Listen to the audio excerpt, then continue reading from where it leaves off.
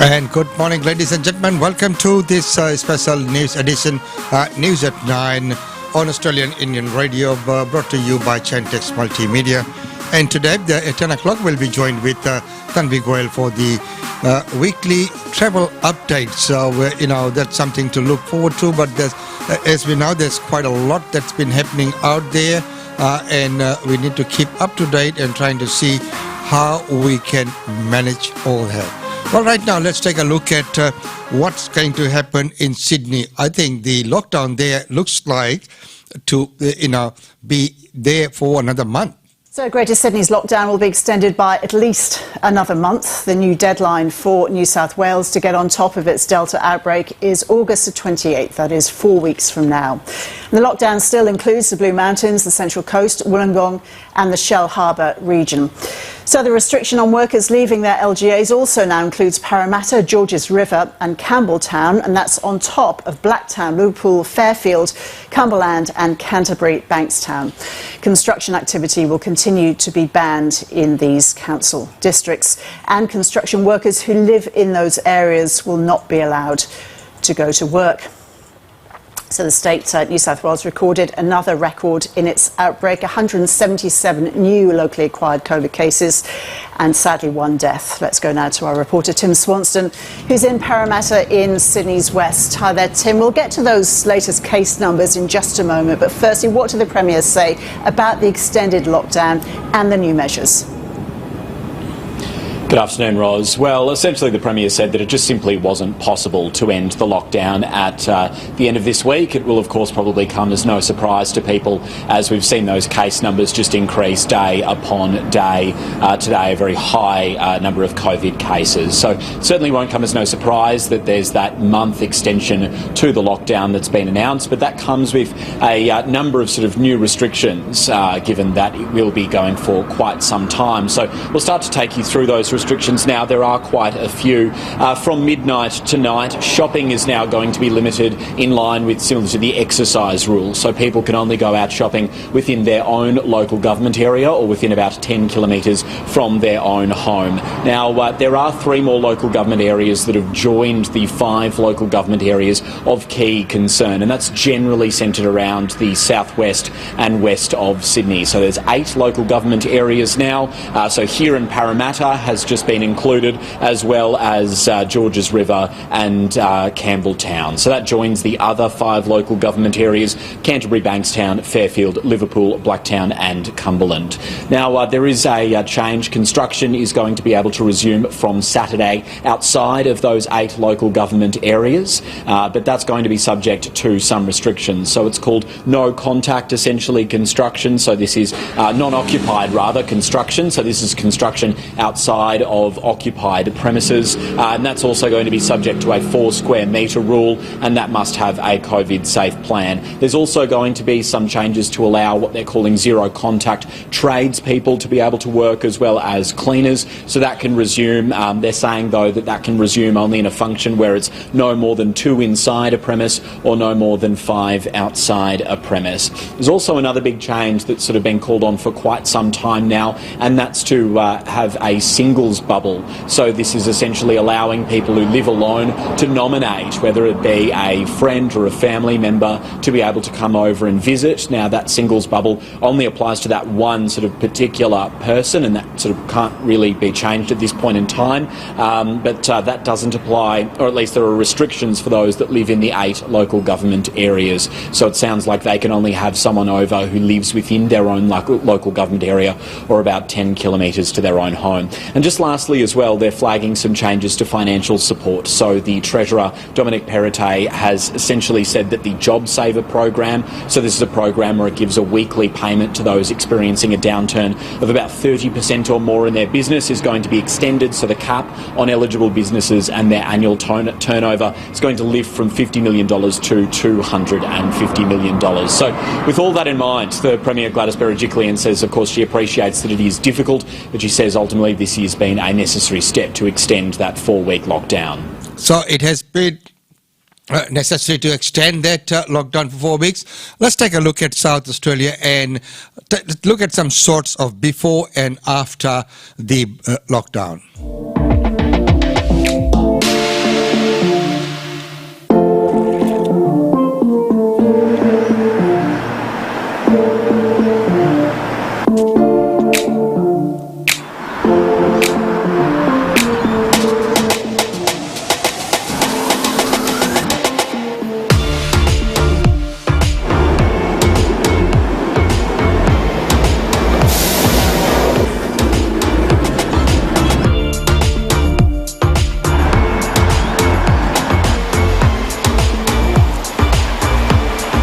Isn't it wonderful to see that bustling with life once again? As we know, it is very, very challenging in those kind of times. So, but looking at all that is happening around the country and the nation, the PM is announcing some of the further individual payments, but this might be relevant to states only. The supports, though, aren't limited to business. We will be further increasing the levels of support provided to individuals through the COVID disaster payment right across the state of New South Wales. We'll be increasing from next week the maximum payment of $600 to $750, and we'll be increasing the payment for less than 20 hours from $375 to $450. In addition to that, we will be extending support to those who are on welfare payments, and they will be able to receive a payment if they've lost more than 8 hours of $200.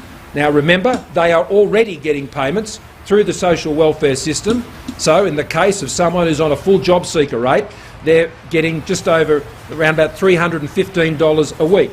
So that $200 comes on top of that and does not in any way undermine the support payments they're getting through. It obviously goes in addition to the youth allowance payments, the pension payments.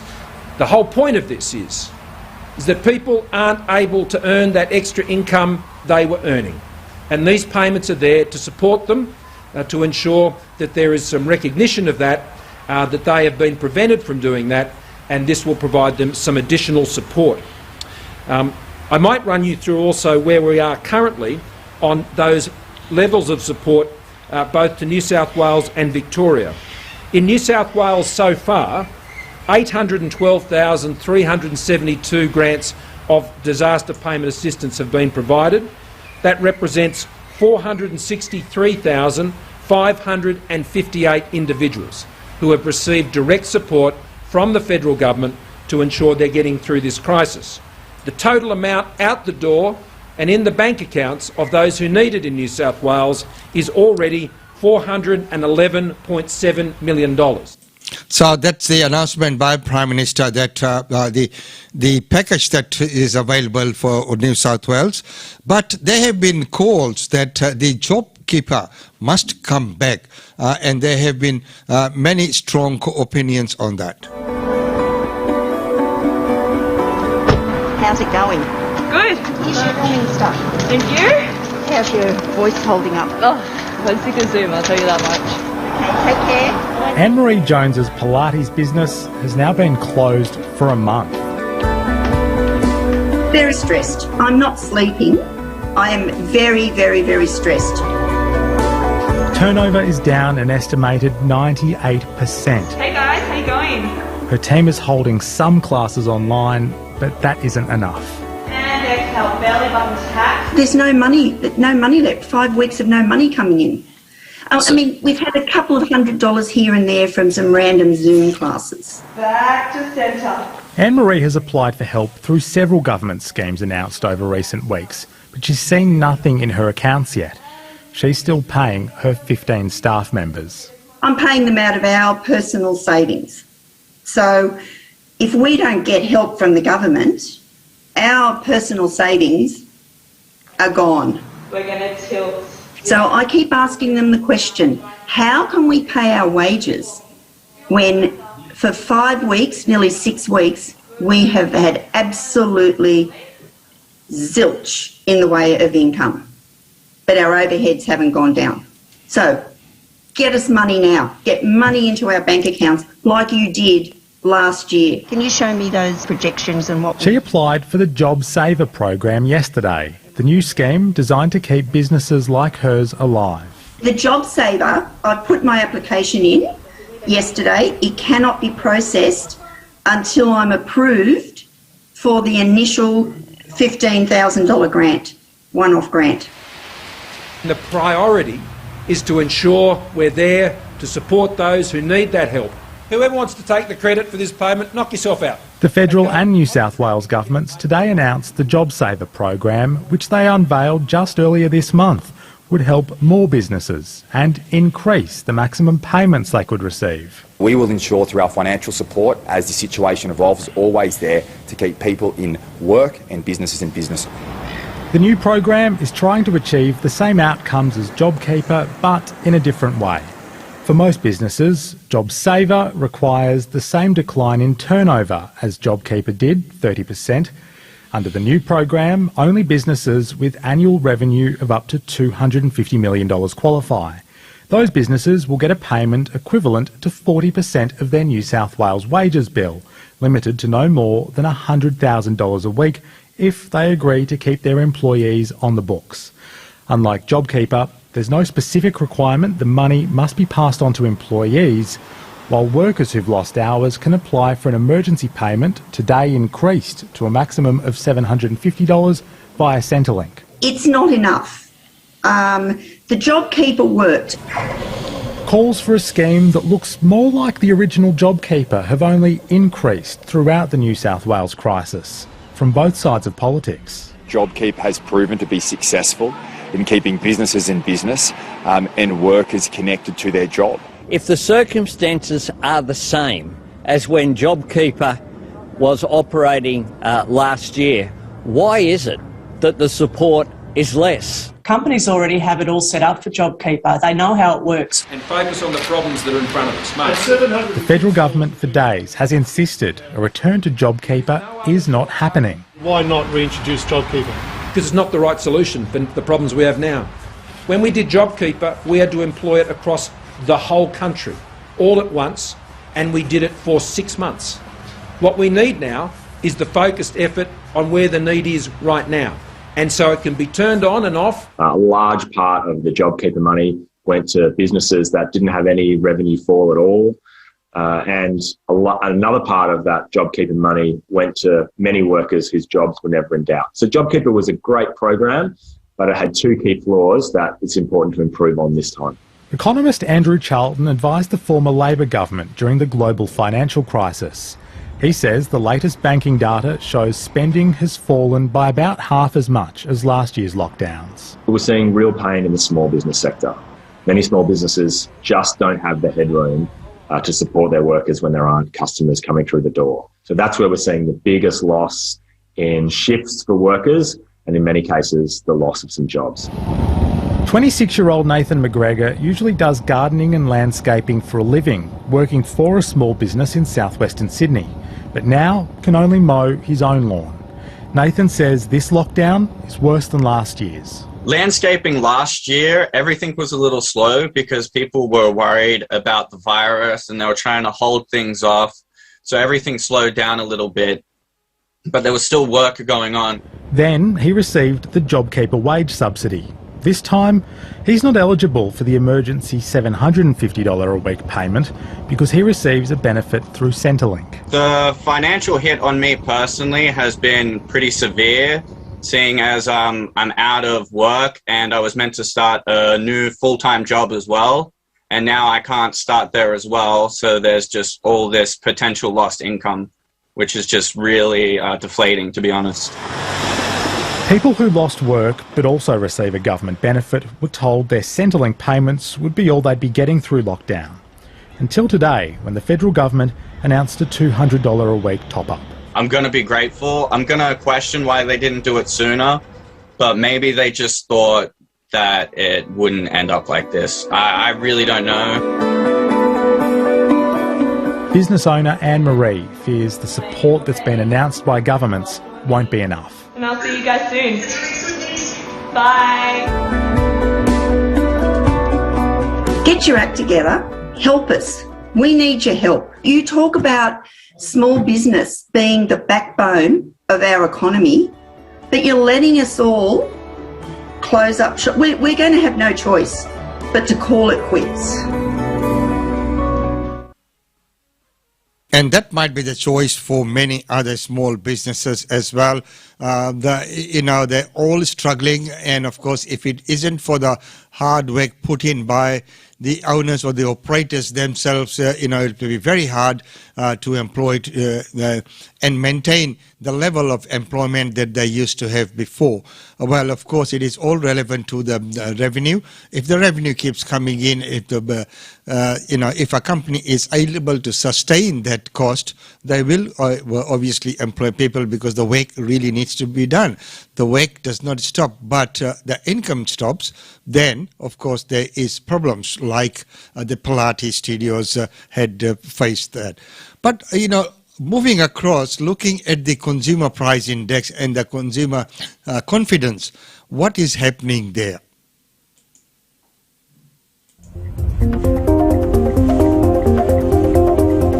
Rideshare driver Ian Hyams is spending much more on fuel now than he was a year ago. It's gone from 99 cents approximately up to recently, just in time for school holidays, surprise, surprise, to $1.75, almost $1.76. Along with reduced work in a city that's just starting to come out of its fifth lockdown, rising petrol prices are eating into his income. Petrol is a necessity these days. It's needed just as electricity and gas is. And it does. It has a big impact on the bottom line. Fuel topped the list of price rises in the June quarter, with spending up 6.5%. Headline inflation rose almost 1%, or 3.8% over the year. But that surge is a direct reaction to the collapsed petrol prices and free childcare we had this time last year. The gap between spending then and now, in an economy that until the latest lockdowns was in recovery, is huge. So when you take account of the fact that that was what we were measuring against, it wasn't really a surprise that we got a big kick up in the headline rate today, and most of it was explained by those one-off factors. The Reserve Bank's preferred measure, trimmed mean inflation, rose just 1.6% through the year because it takes out those one-off spikes. And it's that measure the Reserve Bank will consider when it meets next week to decide how to manage a national economy that's in decline because the biggest state is locked down. The country's biggest lender, the Commonwealth Bank, thinks Sydney's lockdown could extend into November, and at a cost of $1 billion a week, the hit is going to get harder. We're very likely, almost certainly going to see GDP contract in the current quarter because of New South Wales in particular. Maybe some recovery in the fourth quarter, but we won't really get back to where we were before all of this until we get into 2022. Like many households, Glenn Ruland's weekly grocery shop has gone up. A year or so ago I'd be $160. My weekly bill now, if I stick the same, is closer to $200. And that's shown up in the data too. The price of fruit, vegetables and beef have all risen due to a shortage of pickers, floods in New South Wales and farmers restocking their cattle after droughts. The single dad says his household inflation is up about 25 to 30%. We always hear this basket of goods that they price everything on. I cannot find anything in a basket that hasn't gone up. While Australians continue to spend more to keep their households and cars running, the Reserve Bank is working out how to keep driving the economy forward. And of course, that is the big question. How do we keep driving the economy forward? As we know, the property prices are going up as well, and everything's going up. So what would it mean? So, I mean, we'll take a good look at it next week. I'm trying to see if we can get a business analyst and look at some of the things, especially post-pandemic, if ever there's going to be one. Well, right now, let's take a look at the students. As we know, Year 12 students, my heart goes out to them because in a normal circumstances, they would have lost at least 2 years out of the education sector because in a normal circumstances, you'd go to classes, you'd go ahead and read. So this would have an impact. It would change the course of what they would have normally done or achieved academically, even though it's slightly online and sometimes in-room studies, but it is a major disruption, especially for the students, especially around Year 12. another 4 weeks, another month of homeschool learning for children and parents and teachers across Greater Metropolitan Sydney and Central Coast, Blue Mountains, Shell Harbour and Wollongong, and we know what a stress that is for parents. There's nothing like teaching the kids face-to-face and having those one-on-one conversations and providing them support when they need it individualised with them in the classroom. This will be as close as Doonside Technology High School Vice Principal Paul Carbon gets to his students for some time yet. Today is the opportunity for our students to come and collect work booklets. We understand that not all our students feel comfortable working online, or some of our parents don't feel comfortable working online. Of most concern is the Delta variant's effect on young people, and particularly the Year 12 graduating class and their upcoming final exams, which have already been delayed by a week. Especially with the HSC coming up, Year 12 trials coming up in a couple of weeks, so there's a bit of anxiety about things are a bit different, a bit unsure about how the lockdown's going to continue. With calls from the Catholic school sector to cancel this year's HSC in favour of an average of this year's assessments, today the New South Wales Premier announced plans for rapid COVID testing for Year 12 students and the reallocation of Pfizer vaccine stocks from regional New South Wales to this year's HSC students in Sydney hotspots. It's all designed to get them back in the classroom as early as August 16th. But some students say that won't make up for lost time in their crucial final year of high school. Remote learning in this lockdown has been pretty tough. It's been already a bit over a month in lockdown, over 2 weeks in actual school whilst in lockdown, trying to keep up with the ever-building homework and study that you have to do at school. You're basically trapped at your desk full-time. One Doonside Year 12 student, Harrison Try, is dreaming of getting into an engineering degree next year, but for weeks he's been locked out of his metalwork class. We've had to basically completely stop metalwork. We can't do any of the practical components. Harrison would have preferred a cancellation of the HSC trials. A lot of people in our school have been hoping/wishing for it to either be an average based on our prior exams and cancelled altogether, or just given more time. But as we get closer and closer to the end of the year, we really don't have that. Also struggling to keep up, Melbourne parents Safura Alazadeh and her husband, who must juggle work and the remote learning supervision of their 2 boys, one with special needs. So we have to synchronise ourselves, and if we've got, today unfortunately we've got a clash that both of us have an overlapping meeting, that's going to be interesting because basically we need to make sure kids are supervised and both of us are going to be working, and we need to get away from each other far enough so that we don't hear each other at each other's meetings, which is quite frustrating. She, like thousands of Victorian and South Australian parents, celebrated the return to class learning today. Schools will open for all year levels. It's an absolute blessing that we know kids can go back to school. I feel extremely relieved that they can go back to their normal routine, back working with their own teachers that are trained to do this, seeing their friends, and actually being more off sitting in front of the computer and doing what kids should be doing. But the Delta variant and its transmissibility, particularly amongst young people, remains a concern. The Therapeutic Goods Administration responded by approving Pfizer for 12 to 16-year-olds. A review in conjunction with the University of London on nearly 40 studies on the prevalence and transmission of COVID-19 in schools, including some Delta variants, concluded the risk of transmission from children to adults was 40% lower than adult-to-adult transmission. This is not a disease of teenagers, but they are the ones who've suffered on behalf of the wider public and especially older adults because they've had to stay home from school.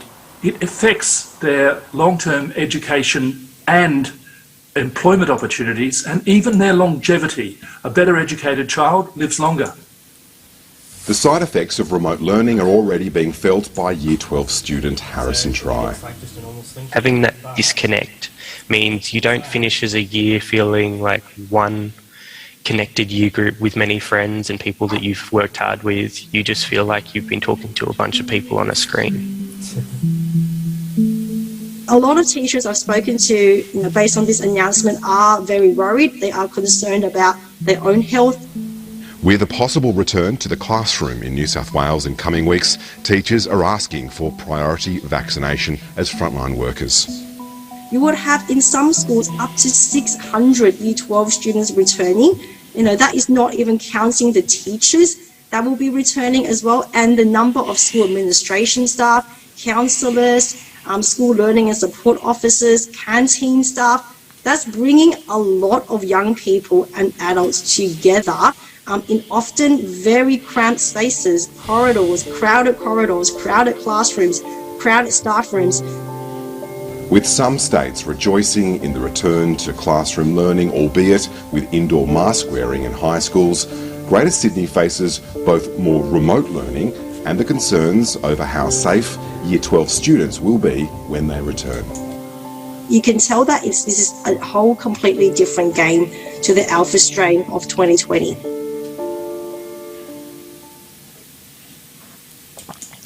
Well, there we are. So that's the news for this morning. We'll catch you back again at 10 with travel updates with Tanvi Goyal.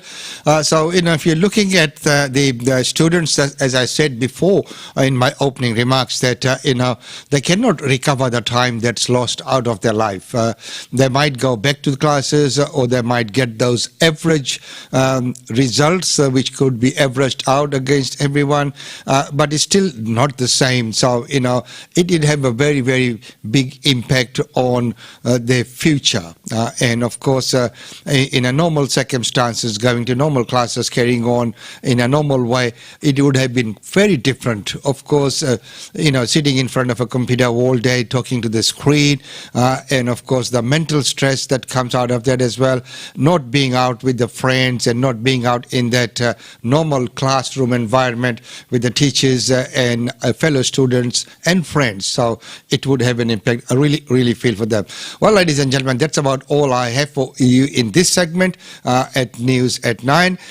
We'll be back at 10 with Tanvi Goyal with some very, very interesting up-to-date information on the travel. So, how do you travel in these lockdown situations? What's allowed? How can you do it? And what can't be done? All of those will be revealed at our 10 o'clock show. We'll see you then. Until then, it's goodbye from me.